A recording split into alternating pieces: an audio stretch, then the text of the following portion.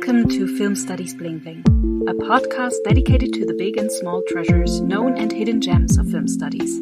My name is Anna Luise. I'm a postdoc researcher at the Film University in Babelsberg, Germany, and I'm the host of this podcast. After a month's podcast break, this podcast is back for regular release on the 20th of each month. You are welcome to send me suggestions for topics in this podcast and information about events, call for paper, or book publications I should report on. Just send me a mail. a.kiss@filmuniversität.de or a.kiss@filmuniversität.de. In this episode, I'm delighted to present Boukary Sawadogo to you as my Bling of the Month. He is Assistant Professor of Cinema Studies and an expert in African cinema. In the news chapter, I would like to draw your attention to a book lounge taking place on October the 8th at the Film Museum in Potsdam. Jeanette Toussaint will present her book Komm mit ins Kino, die Geschichte der Potsdamer Lichtspieltheater, which can be translated as Come to the Cinema, the history of the Potsdam movie theaters. The book lounge is part of a very interesting film and event series at the Film Museum entitled 125 Jahre Kino, vom Wintergarten zum Multiplex, dealing with the history of movie exhibition. As Jeanette's book is written in German, the news chapter will be primarily in German as well. I'll switch back to English in the Dear Diary chapter. I took a podcast break, but that doesn't mean that I was on holiday. On the contrary, there was a lot to do. I will tell you what I was working on in August in the final chapter of this episode. Thanks for joining me again. Let's start with my Bling of the Month. It is my pleasure and honor to introduce Boukary Sawadogo. Since 2015, Boukary has been Assistant Professor of Cinema Studies at the City University of New York. He received his PhD in African cinema at the University of Louisiana at Lafayette, LA. Today we will talk about two of Boukary's books, African Film Studies, An Introduction, and West African Screen Media, Comedy, TV Series, and Transnationalization. The two books were published in 2018 and 2019, respectively.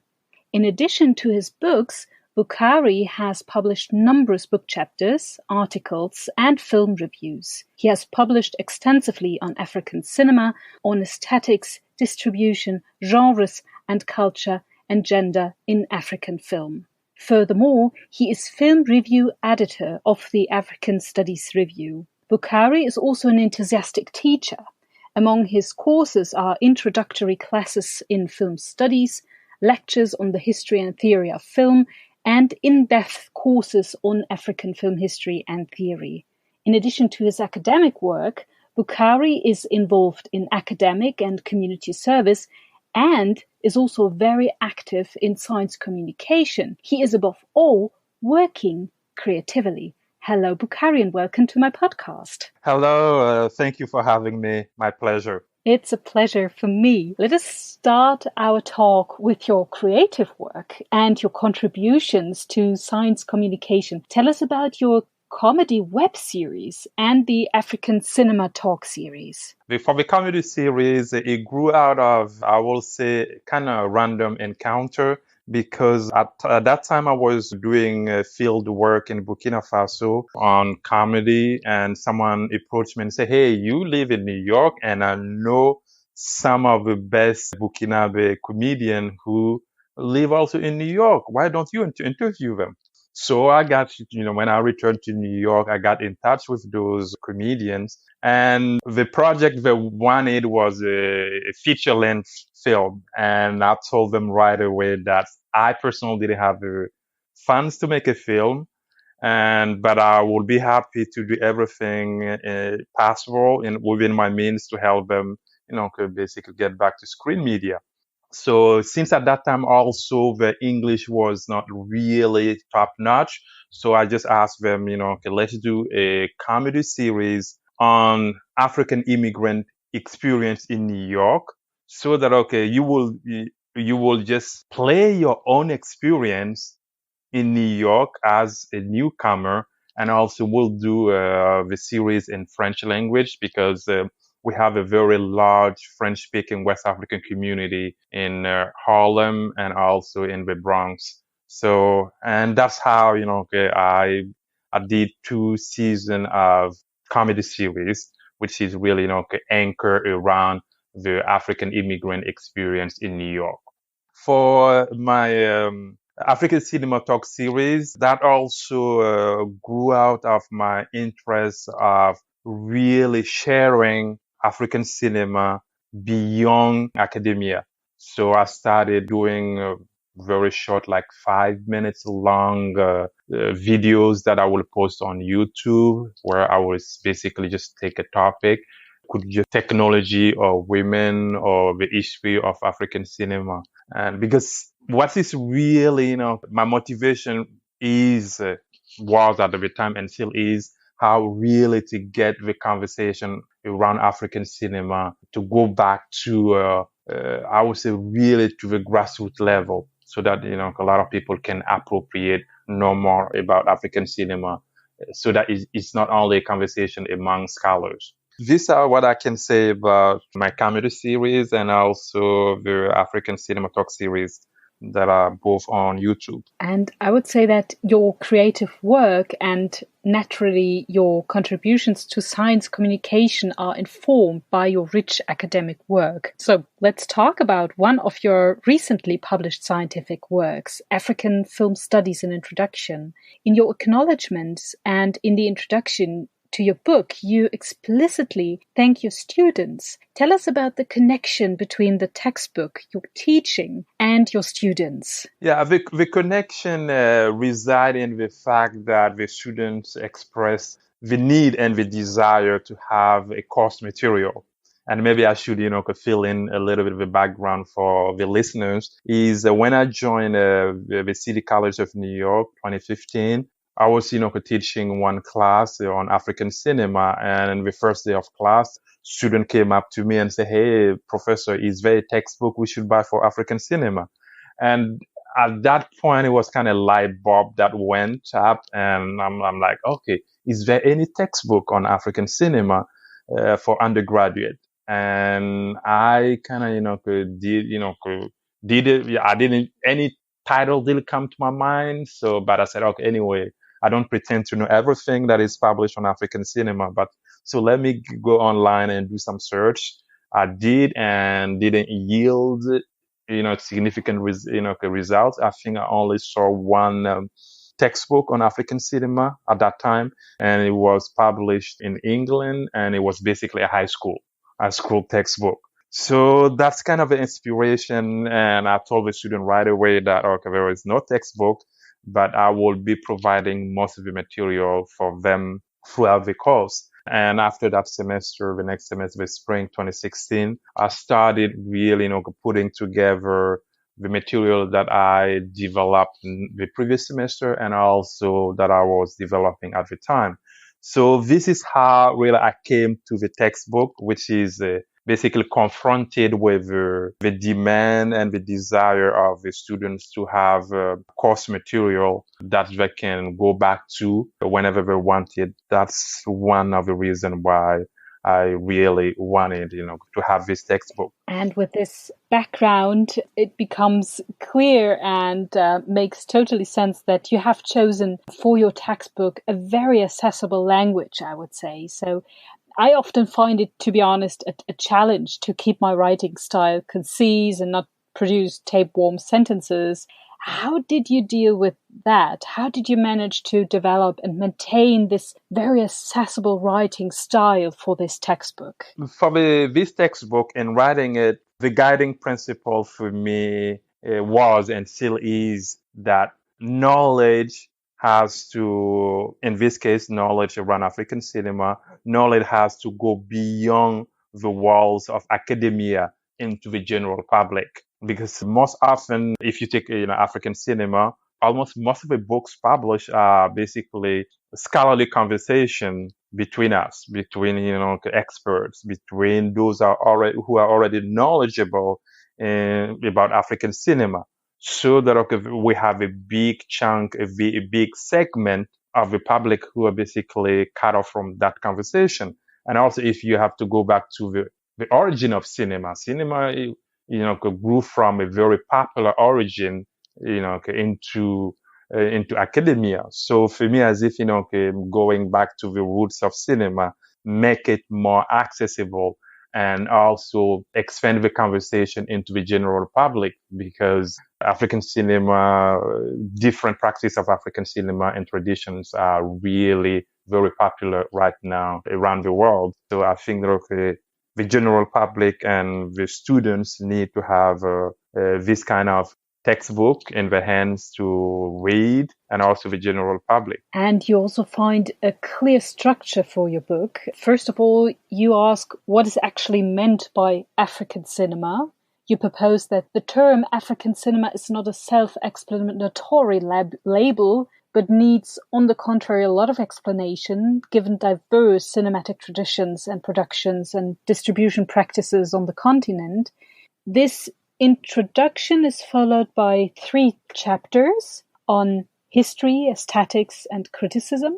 In the history chapter, we learn as readers about the first film screenings in Africa in 1896, how film was initially exclusively in the hands of the colonial rulers, and how used to spread narratives justifying colonialism. Following this, you describe the emergence of pioneer and second-generation filmmakers during the period from the 1960s to the 1980s, and how from 1960 onward, a diverse film and festival culture of its own developed.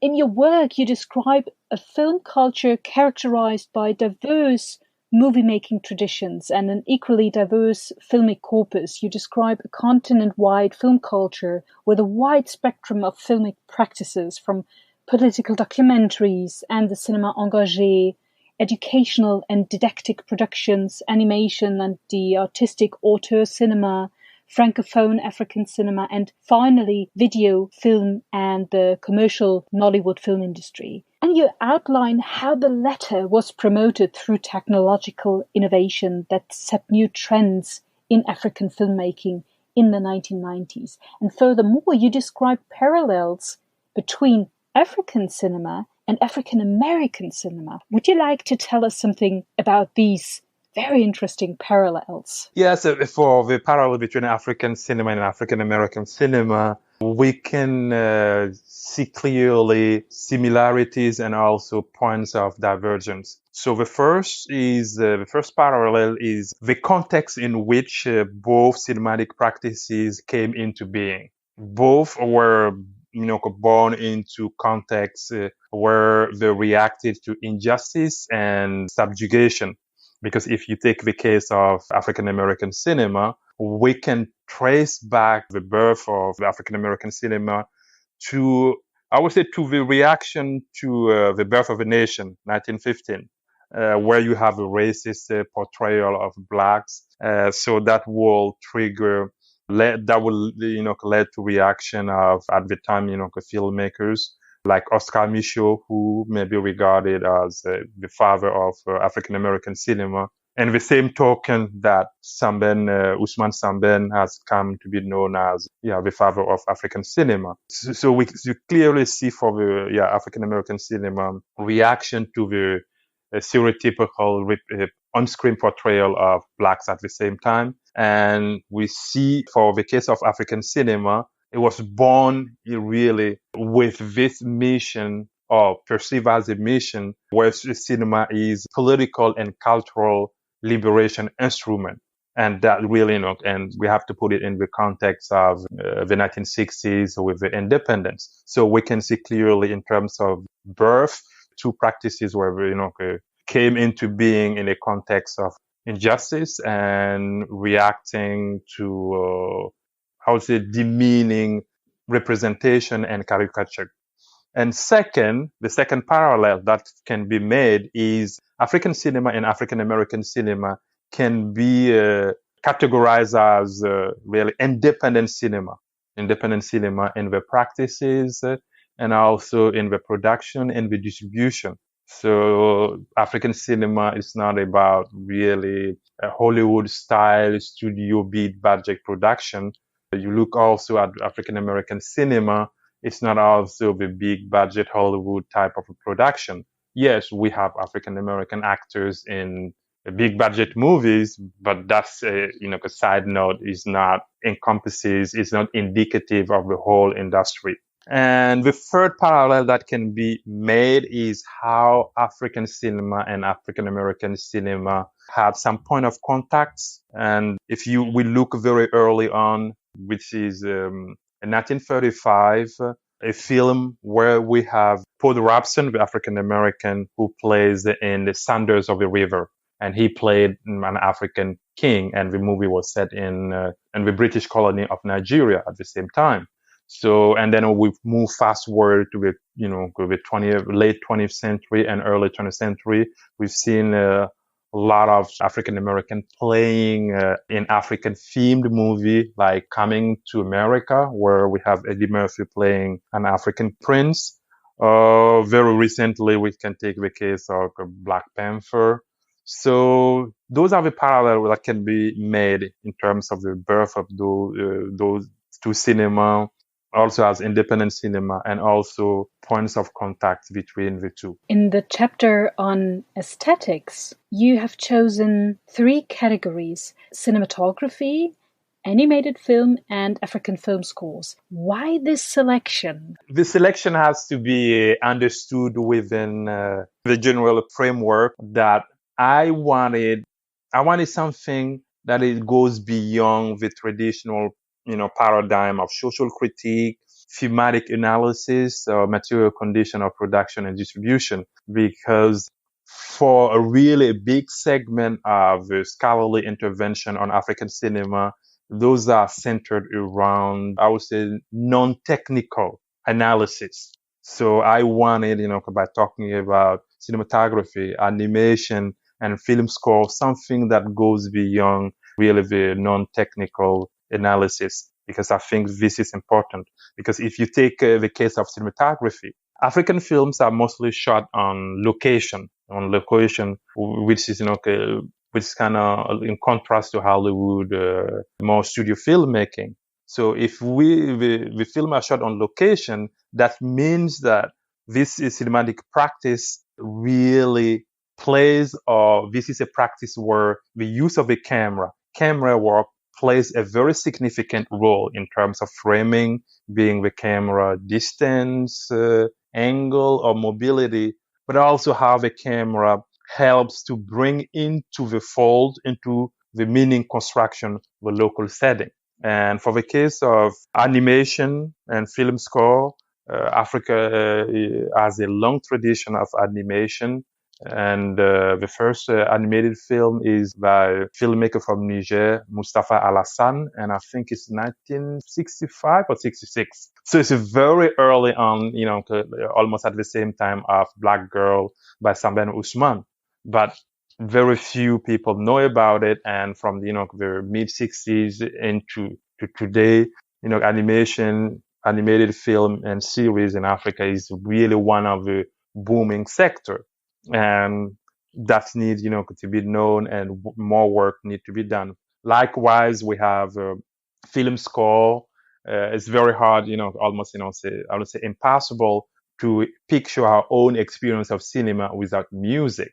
And yet, music score or music in African films, those are still remain areas where scholarly attention sometimes do not rise up to the potential and also the long tradition. So there is still a lot of work to do. Yes. In the 3rd chapter, you present various critical reading lenses through which African cinema has been analyzed. You conclude with a plea for the expansion of the range of available approaches. Which of the existing approaches have dominated, and what new ones should be added, in your opinion? I think the one that dominated is really the first is the cinema engagé, with the colourly questions of the ancillary question of really what is the role of cinema in cultural liberation, what is the role of cinema vis-a-vis identity, what is the role of a cinema in post-colonial Africa. So we have this is the paradigm that is really developed a lot. So the cinema engaged. But later, I will say, okay, what's need to be done, new paradigms, new lenses, maybe a little bit even further, push further. I would say feminist reading of African cinema has been done, in the already, in the 1990s with Sheila Petit and others and Ken Arrow, So, but I think that more even need to be, done there. But I would say that the two or three paradigm that I see will be, really, forward thinking is the festival studies. And that's really got a potential to really push further African cinema. And in addition to that, I think that, we need more intervention. We need more critical intervention where I don't want to say put it at the transnational level, but, in terms of minor cinema at the transnational crossing, because African cinema is definitely in conversation and also being influenced by other practices, as well as African cinema is also influenced others. So we need, to have this conversation, African cinema in dialogue with other cinemas. And I think, that's those two areas where we can even put more work into, but not only ones. Let us also talk about your book, West African Screen Media, Comedy, TV Series and Transnationalization. This book is a classic scientific work and is, compared to the textbook we discussed, definitely more demanding in its choice of language, structure and theoretical range. Your book is an effort to close a gap in research on African cinema, namely in the exploration of the comedy genre. Why were comedies for a long time mostly ignored in scientific study of African cinema? That's a good question, because initially when I embarked on this on the research, I quickly found a parallel between how comedies are really popular at the box office, but at the same time when it comes to critical reception, when it comes to awards at festivals. Some of the prestigious festivals, a lot of, we rarely get, the comedies, getting prizes. And we can think of how many comedies, got some of the highly sought prizes at Cannes, Venice, Toronto, or any big name, festival. So for me is, in the book I analyze how in Africa is really why comedy came a little bit late, in terms of the critical attention of scholars. One of the issue being that, you have a cinema that is more regarded as, a tool of political liberation and cultural liberation. That means that, laughter is only analyzed in how it really contributes to educate people. In other words, comedies are more analyzed and contextualized as helping basically the viewer to swallow the pill, in terms of, presenting a harsh reality. So I would say, the missing link, which is really critically addressing African cinema beyond any political engagement, which means that we need to bring into the conversation the entertainment component. It's because the entertainment component was often missing in how we critically engage African cinema that I think comedies were not really the focus attention of scholars. And also linked to that is the conversation linked to entertainment is also the question of commercial cinema. Because if we take the case of West African more auteur tradition, cinema or filmmaking, really commercial cinema was not part of the larger conversation. And commercial cinema, starting, being part of the conversation with the booming of Nollywood. So that's where, we miss the conversation around genre was really missing, or at least it's not something that was deliberately presented and engaged with. Boukary, I know it's nearly impossible, but nevertheless, to put all of this in a nutshell, but nevertheless, can you give us a brief overview of what you are working on in the 4 chapters of your book? And so the first, chapter really delve into the question of local traditions of humor. And in that chapter, I quickly, cover Koteba theatrical practice, joking kinship, and how the urban space can be regarded as a form of comedy stage. So the second chapter is about the reception of comedy films. So how local viewers really like and gravitate toward locally produced comedies. And it's simply, for me, it's one of the critical lens that I use was cultural proximity. And, because sometimes on my field trips, I found out that, okay, the archetypal characters also drew a lot of viewers to a series, into to comedies, like, the character of the madman or the drunkard. So that is the lazy husband. Those are some that resonate with a lot of viewers.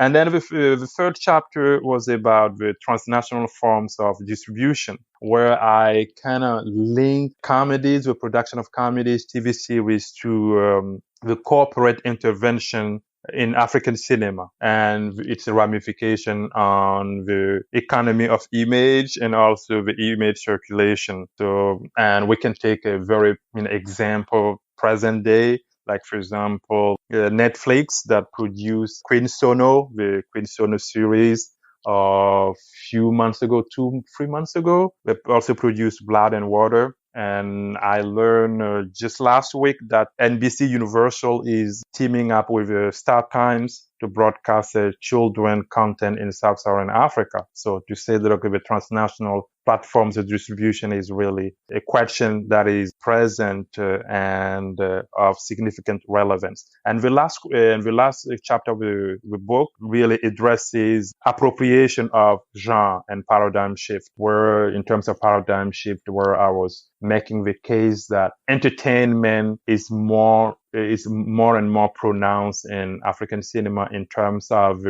form. So we have series, we have genre, that's our, overtly popular cinema. And also I wanted to bring into the attention of the reader how African cinema, for most of the content in terms of temporal construction, are mostly set in the past or in the present. So we have very few examples of African cinema set in the future, and that's where I talk about Afrofuturism, and then give example of Afrofuturist production from Africa. And tell us how you chose your case studies. What criteria did you employ? I mean, there is a specific focus already mentioned in the title of the book, right? Yes, the focus for me was West African, screen media. And also I had made effort and strive to establish parallel with other parts of Sub-Saharan Africa. Because I remember when I did a book talk at UPenn, I got one question and say, yeah, the book is titled West African Screen Media, but we see a lot of examples from Central Africa and Southern Africa. So to say that, okay, yeah, although it's on West African screen media, I wanted really to build bridges with other parts of Africa, but also into the diaspora and also with North America, because I have one segment of the book that deals with the distribution of African cinema in the United States. In your book, as a theoretical backdrop, you offer the reader a reflection on genre theory and comedy, humor, laughter, and you define the concept of entertainment, which is, as you mentioned, an important element for your study. Furthermore, you describe a shift to transnationalization in West African visual media production and distribution from the 1990s onward. What I find very interesting are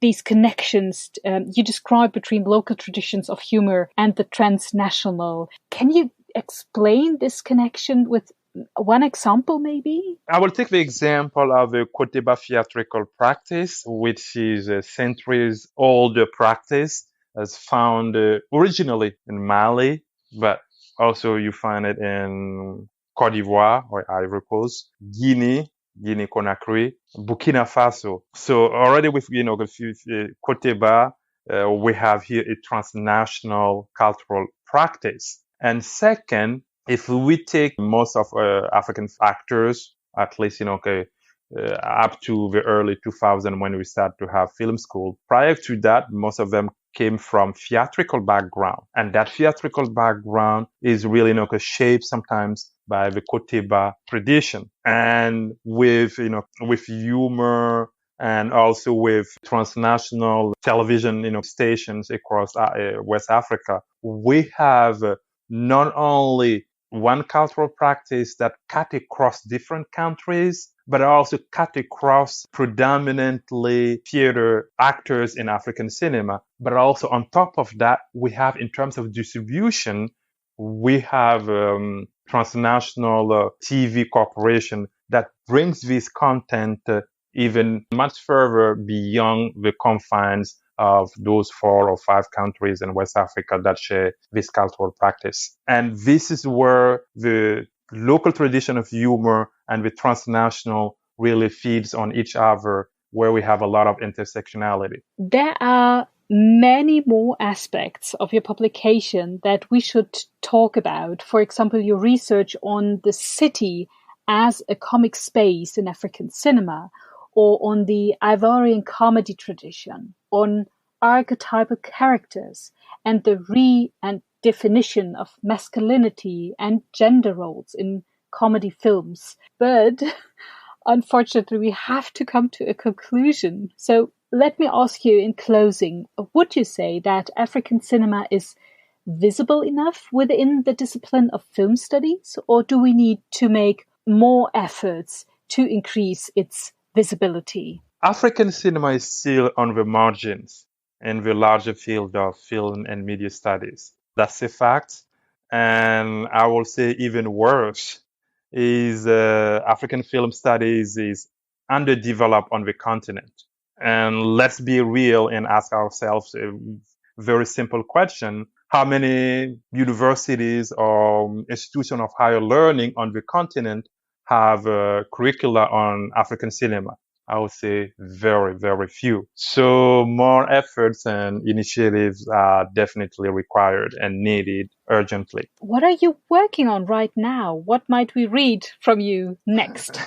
Okay, yeah. For next, I have completed a manuscript on the encounters and exchange between Africa and African Americans. And which means that it covers history, it covers immigration, it covers cinema, it covers literature, which means it's a very interdisciplinary. And I have a chapter on African cinema in New York City. When are we able to read it? When will it come out? Right now, I'm about to submit the book proposal to publishers. So it's something that I would say within the next 12 to 18 months. So we really look forward to read your next book. Thank you very much for the great work you do on African cinema. And thank you, Boukary, for the interview. And thank you so much for having me. And I really appreciate this opportunity.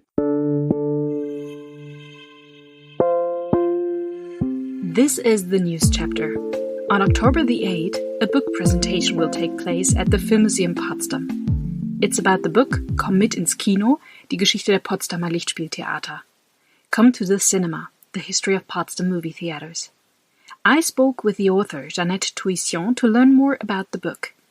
As the publication is written in German, the conversation with Jeanette Toussaint is in German as well. Hallo Jeanette, willkommen zu Film Studies Bling Bling. Hallo Anna Luise. Ich darf dich mal kurz vorstellen. Du bist Ethnologin mit Forschungsschwerpunkten in der Frauen- und Geschlechtergeschichte, Diktaturen in Deutschland, aber eben auch in der Brandenburger Kinogeschichte. Du bist freie Ausstellungskuratorin und freie Mitarbeiterin im Projekt NS Raubgut der Zentral- und Landesbibliothek Berlin sowie Autorin unter anderem von Kino in der Filmstadt Babelsberg 100 Jahre Thalia. Soeben bei Cinegraph Babelsberg erschienen ist Komm ins Kino, die Geschichte der Potsdamer Lichtspieltheater. Jeanette, könntest du den Aufbau erläutern? Die Publikation besteht ja quasi aus 2 Teilen. Genau, das fängt an mit der Kinogeschichte in Potsdam seit Ende des 19. Jahrhunderts und geht bis in die Gegenwart. Quasi ein geschichtlicher Abriss. Und im Anschluss daran gibt es ein Kinokompendium. Zu jedem Kino gibt es eine kurze Zusammenfassung der Geschichte der Betreiber und, wenn auffindbar, auch ein Foto.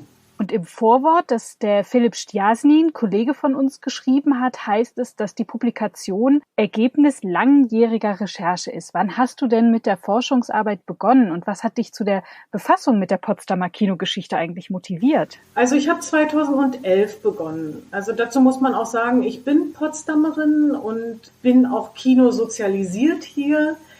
Aber die wissenschaftliche Befassung ging eigentlich 2011 los, als nämlich das Kulturland Brandenburg das Motto hatte: Moderne in Brandenburg, Lichtspielhaus.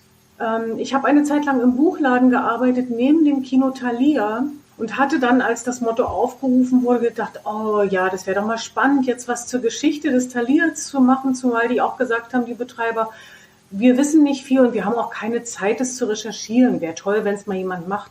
Und dann habe ich mir als Partner den antimilitaristischen Förderverein in Potsdam gesucht, mit dem ich schon sehr gut zusammengearbeitet habe, auch vorher, weil das Spannende an solchen Kinos ist ja auch, also eins, was da jetzt mittlerweile ja über 100 Jahre alt ist und durchgängig gespielt hat, wie sich solche politischen Systeme, die unterschiedlichen politischen Systeme in so eine Kinogeschichte einschreiben.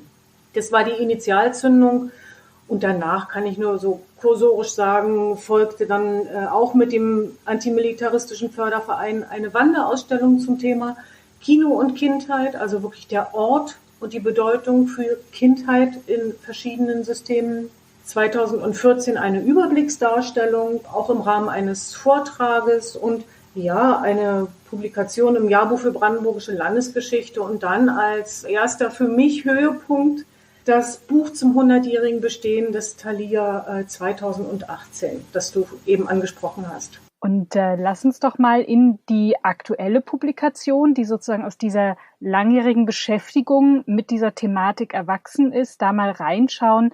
Wann und wie beginnt denn die Potsdamer Kinogeschichte und was zeichnet diese regionale Kinogeschichte aus? Gibt es da bestimmte Punkte, die ja diese Kinogeschichte einzigartig machen oder für dich ein besonderer Moment sind in dieser Kinogeschichte? Also es beginnt hier erstmal wie in allen Orten, sage ich mal, auf den Jahrmärkten. Mit dem Wanderkino, mit den mobilen Vorführungen in Gaststätten Ende des 19. Jahrhunderts, Anfang des 20. Jahrhunderts und dann mit ortsfesten Kinos, auch in Läden und in Gaststätten, Sälen, beginnt es eigentlich 1909. Und das ist relativ spät, wenn man vergleicht, wenn man es mit Kinogeschichten vergleicht in Berlin oder Halle. Ja, also da war schon 1909 ein erster Höhepunkt zu verzeichnen, wenn man es jetzt einfach von der Zahl der Kinos, die geöffnet hatten, sieht. Und es wurden auch schon erste Kinopaläste gebaut. Da war ja Potsdam hinten dran. Also hier ist Kinoboom erst 3 Jahre später, 1912, gab es die meisten Kinos. Das Besondere an Potsdam ist eine besondere Zurückgenommenheit in der Architektur. Also es gab insbesondere in der NS-Zeit, als es nochmal mehr Bauvorhaben gab, auch von dem Oberbürgermeister Hans Friedrichs immer wieder, ja, wurden die Architekten sozusagen immer wieder gemaßregelt, wenn sie eine zu prunkvolle oder ausgefallene Architektur sich überlegt hatten. Also es musste immer irgendwie preußisch zurückgenommen sein. Man hat nicht immer auf den ersten Blick erkannt, dass da in dieser Fassade eine Kinowerbung ist. Das finde ich ist schon das Besondere an Potsdam. Es sollte immer alles ein bisschen unauffälliger sein und sich eingliedern in die Wohnfassaden. Und der erste Kinoneubau entstand tatsächlich erst 1940 mit dem Bergtheater. Das hatte dann nur eine kurze Zeit, weil es im Frühjahr 1945 vom Bomben getroffen wurde und dabei komplett zerstört ist. Es ist da, wo jetzt das Schwimmbad Blue ist. Das Besondere in der DDR-Zeit ist dann, oder ist das Besondere überhaupt hier an der Lage ist, Potsdam liegt ja an der Grenze zu West-Berlin. und bis 1961 die Grenzen geschlossen wurden, ist natürlich viel Publikum in die sogenannten Grenzkinos nach Berlin gefahren. Und das war der Staatsführung natürlich ein Dorn im Auge. Und deswegen sollten die Kinos an den sogenannten Westsektorengrenzen besonders gut ausgestattet werden. Sie sollten bessere Filme zeigen und so weiter. Davon hat natürlich Potsdam definitiv profitiert. Auch bis 1989, mitunter durch notdürftige Sanierung, aber auch das Thalia wurde noch einmal großartig umgebaut mit viel Investitionen, auch das Charlotte. Also da ist schon mal diese Lage ganz wichtig gewesen, aber auch, dass die DEFA hier produziert hat. Die DEFA wollte auch ein ansprechendes Kino haben, zumindest für die Bezirkspremieren. Das ist dann das Thalia geworden. Und die Nähe zur Filmhochschule Babelsberg macht sich bemerkbar, indem dort eben auch die Studentenfilmtage der Hochschule für Film und Fernsehen stattgefunden haben. Ja, eigentlich noch bis 2013. Und das alles manifestiert sich das macht das Besondere an der Kinogeschichte in Potsdam aus. Jetzt kann ich mir vorstellen, dass bei so einer langjährigen Arbeit an der regionalen Kinogeschichte, oder es geht ja auch über Potsdam hinaus, deine Befassung auch mit der Brandenburger Kinogeschichte, es ja erforderlich macht, wirklich in anderen Archiven auch zu arbeiten, als man das vielleicht tut, wenn man eine Werkkonstruktion einer Regisseurin, eines Regisseurs betreibt, wo man dann vielleicht in Zeitungsarchive geht, in die Filmarchive geht, Archivmaterial in Filmmuseen oder in Filmsammlungen sich anschaut. Welches Quellenmaterial hast du für deine Arbeit herangezogen? Welche Archive, vielleicht auch private Sammlungen, waren für deine rekonstruierende Arbeit wichtig? Also zum einen sind es natürlich auch die Archive, die du angesprochen hast, ja, also Zeitungsarchive natürlich vor allen Dingen, Ankündigungen, wann macht ein Kino auf, wann wird ein Kino umgebaut, wann eröffnet es wieder, was spielt es, wie sind die Programme und so. Aber natürlich erstmal die regionalen Archive, hier Stadtarchiv, Potsdam, Brandenburgisches Landeshauptarchiv, die Polizeiakten, gerade die frühen Akten, als die Polizei immer noch kontrolliert hat, ob der Brandschutz eingehalten wird. Bauakten sind eine ganz, ganz wichtige Quelle. Adressbücher der Stadt, aber auch das Reichskino-Adressbuch. Und ja, na klar, nicht zuletzt private Sammlungen. Also Sammlungen kann man jetzt nicht so sagen. Es gibt eine Sammlung, die ist jetzt nicht kinospezifisch, aber es gibt ja die Seite Gruß aus Potsdam von einem enthusiastischen Postkartensammler. Und bei dem habe ich dann einfach mal geguckt, welche Straßen, welche Häuser sind abgebildet und sieht man da das Kino drauf und bin tatsächlich fündig geworden. Das war toll, aber ich habe vor allen Dingen auch über mehrere Jahre auch mit Mitarbeitern, Mitarbeiterinnen aus Kinos gesprochen, mit Angehörigen von Menschen, die im Kino gearbeitet haben oder ein Kino geleitet haben. Es ist ganz heterogenes Material. Im Deutschen Technikmuseum, ja, ist vor ein paar Jahren ein fragmentarischer Nachlass hingekommen von Fritz Starr, der eben das Kinomonopol zwischen 1918 und 1945 in Potsdam hatte. Also das sind alles so Splitter, die sich wie in einem Puzzlespiel dann nach und nach zusammenfügen lassen. Ja, das sind so die wesentlichen Archive. Und immer wenn ich irgendwo war, auch wenn ich zu einem anderen Thema gearbeitet habe, habe ich dann natürlich auch mal geguckt, gibt es ja auch was zu den Kinos? Und so bin ich auch immer wieder zu irgendwelchen Informationen oder Fotos gekommen. Eine richtige Detektivinnenarbeit. Ja. Die Publikation ist ja im Zusammenhang mit einer Foyerausstellung im Filmmuseum Potsdam erschienen, mit dem Titel Vom Biophon zum Biomarkt. 111 Jahre Kino in Potsdam. Die Ausstellung wurde am 11. September eröffnet. Wie ist denn diese Zusammenarbeit zwischen dir und den KuratorInnen der Foyerausstellung, Esther Riese und Philipp Stiasny? Wie ist es denn dazu gekommen? War jetzt zuerst die Idee für dein Buch da oder zuerst die Idee für die Ausstellung? Also wie muss ich mir das vorstellen? Ist die Publikation eine Ergänzung oder eher die Grundlage für die Foyerausstellung? Also es gab zuerst die Idee der Ausstellung und Philipp Stiasny kannte ich habe ihm dann gesagt, guck doch mal, Überblicksdarstellungen kann ich dir geben von 2014. Da sind so die wesentlichen Sachen der Kinogeschichte in Potsdam erstmal niedergelegt. Und insofern ist es einerseits eine Grundlage der Ausstellung, aber die Ausstellung greift ein paar Punkte auf und erweitert sie, anders als im Buch. Und im Buch sind dann wieder andere Fakten. Also es ist einfach, das Buch ist natürlich dann wiederum die Ergänzung, weil es zu jedem Kino etwas gibt und die Geschichte sozusagen, so weit wie man bisher sagen kann, komplett erzählt. Dazu muss ich sagen, ich habe wiederum dann auch davon profitiert, was Philipp Stiasny in den Archiven recherchiert hat. Und während der Vorbereitung der Ausstellung ist die Idee entstanden, diese Überblicksdarstellung doch wirklich nochmal zu aktualisieren und vor allen Dingen so ein Kompendium rauszubringen, dass Menschen in Potsdam und Umgebung sich einfach auf die Spur machen können und auch mal vielleicht die Wege ablaufen können und mal gucken können. Es gibt ja in der Ausstellung auch eine Karte, wo welches Kino sich befunden hat oder eben noch befindet. Und insofern war es Ausgangspunkt und zugleich Ergänzung und es hat sich alles gegenseitig befördert. Würdest du denn sagen, Jeanette, dass mit deiner Publikation und der Foyerausstellung die Potsdamer Kinogeschichte jetzt auserforscht ist, oder gibt es für dich noch weitere geschichtsstrenge Aspekte, die in Zukunft weiter verfolgt werden sollten? Also für mich ist vieles in dem Buch nur angerissen. Aus dem, was man alles noch erforschen könnte, will ich nur ein paar Punkte rausgreifen. Zum einen sind natürlich tatsächlich Einzelporträts von langjährigen Kinos wie das Melodie und das Charlotte möglich, so wie ich es fürs Thalia gemacht habe. Da sind auch noch Forschung notwendig und Auswertung von Materialien und auch weitere Zeitzeugengespräche. Dann finde ich einen ganz spannenden Aspekt, überhaupt mal auf die Kinoberufe einzugehen, ja. Kinovorführer, Vorführerinnen, Leiter, Leiterinnen und so weiter, deren Biografien auch nochmal zu zeigen, ja. Wie sind sie da hingekommen? Viele, mit denen ich bisher gesprochen habe, kamen zum Beispiel vom Landfilm, ja. Oder die Rolle der Frauen. Also es gab so typische Frauenberufe wie die Platzanweiserin, die Garderobiere, aber beispielsweise Filmvorführerinnen, den Ausbildungsberuf gibt's erst seit 1915, natürlich in so einer Mangelzeit entstanden. Viele Filmvorführer sind eingezogen worden zur Armee.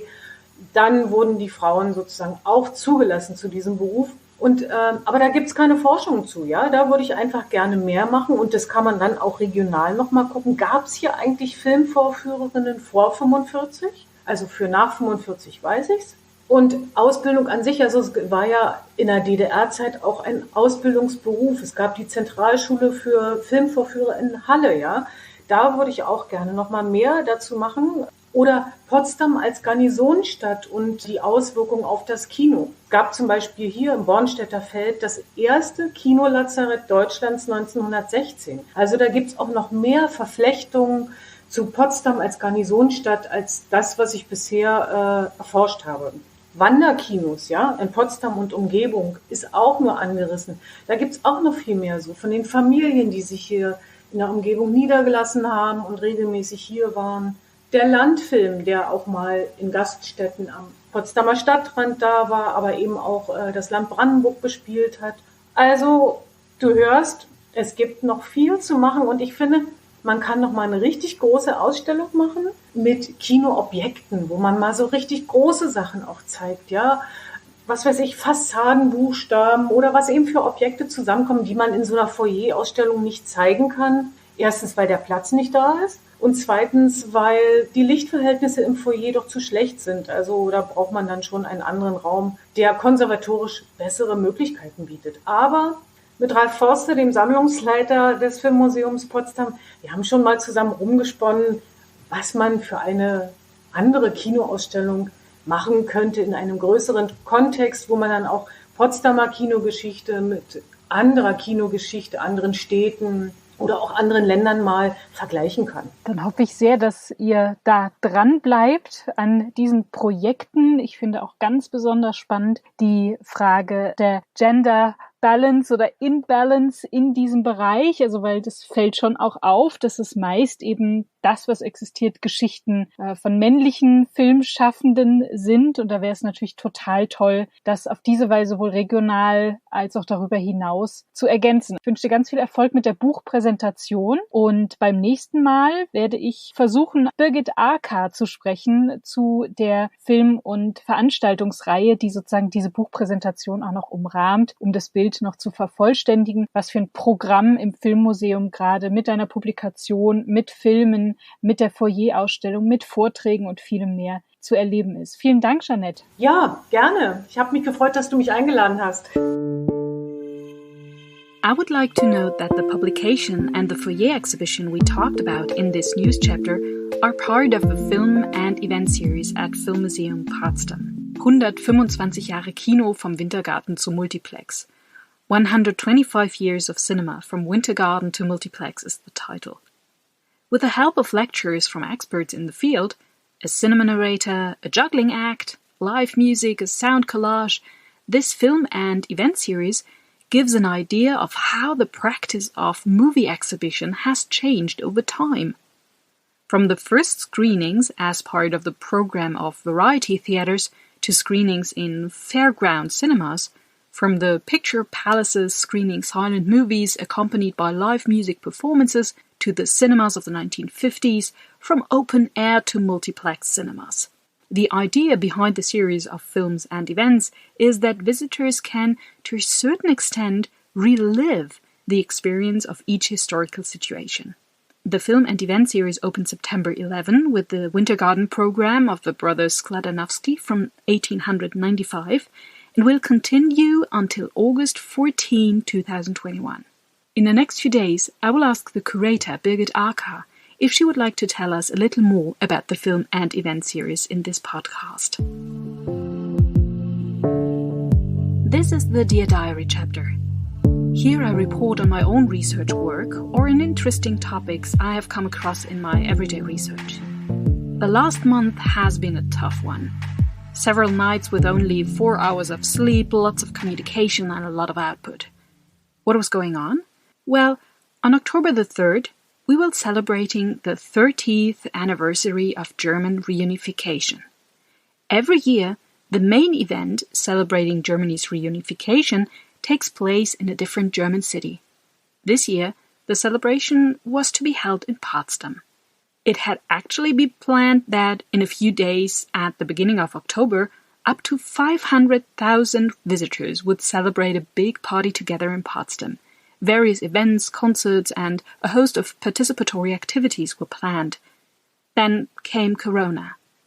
The concept could not, of course, be implemented as originally planned. Within a very short time, the entire concept had to be redesigned to meet the needs of the pandemic. Instead of being reduced to a few days, the celebrations were expanded to 30 days. 30 years of reunification will now be celebrated in 30 days. That makes sense, I would say. Instead of a few events with large crowds of people and no physical distancing, the concept was transformed and will now entail many different exhibitions and installations spread across different areas of the city. In this way, small groups and individuals will be able to move around Potsdam in the open air while maintaining sufficient distance. In this context, individual Potsdam scientists were asked to design an installation dealing with the current research project. I had applied with a concept entitled The Cinematic Face of the City of Potsdam, and was given the go-ahead to realize the installation in August, together with my dear colleague Johann Piebert and the student assistants Svenja Milautsky and Anastasia Voloshina. What have we done? Well, part of my research project on the image formation of film cities includes a survey of all streets in Potsdam that are named after filmmakers. This part of the project includes research into the historical context, archive research on street naming, and an evaluation of the data and theory formation concerned around these cinematic artifacts. My idea is that the filmic streets convey particular views on the film culture of the city of Potsdam. I used this survey as a basis of an artificial street landscape which was erected in front of the Film Museum in Potsdam. It consists of street lamps and the cinematic street signs of Potsdam. The street signs are sorted according to the districts where the street names can be found. Signs convey information about the biographies of the filmmakers who were honored with street names.